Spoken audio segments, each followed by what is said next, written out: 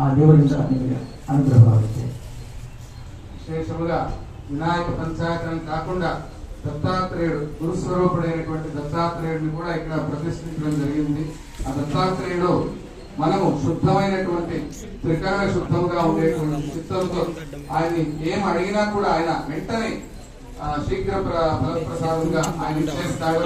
అటువంటి విశేషమైనటువంటి దత్తాత్రేయుడు కూడా ఇక్కడ ప్రతిష్ఠించడం జరిగింది.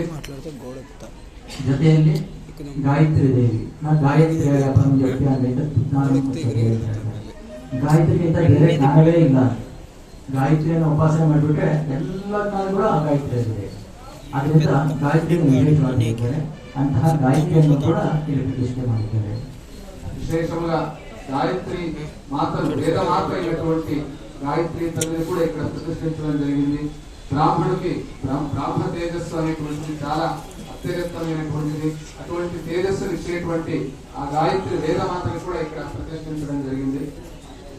ಜೊತೆಯಲ್ಲಿ ನವಗ್ರಹಗಳು ನಮ್ಮ ದಿನನಿತ್ಯದ ಆಗುಹೋಗುಗಳನ್ನ ಸರಿಯಾದ ರೀತಿಯಲ್ಲಿ ನಡೆಸ್ಕೊಡ್ತಕ್ಕಂಥದ್ದು ನವಗ್ರಹಗಳು. ಅಂತಹ ನವಗ್ರಹಗಳನ್ನ ಪ್ರತಿಷ್ಠೆ ಮಾಡಿದ್ದಾರೆ. ಆದ್ರಿಂದ ಆ ನವಗ್ರಹಗಳಲ್ಲಿ ನೀವೇನು ಪ್ರಾರ್ಥನೆ ಮಾಡಿದ್ರು ಕೂಡ ಆ ಪ್ರಾರ್ಥನೆ ನೆರವೇರುತ್ತೆ. అలాగే విశేషంగా నవగ్రహాలను కూడా ఇక్కడ ప్రతిష్ఠించడం జరిగింది.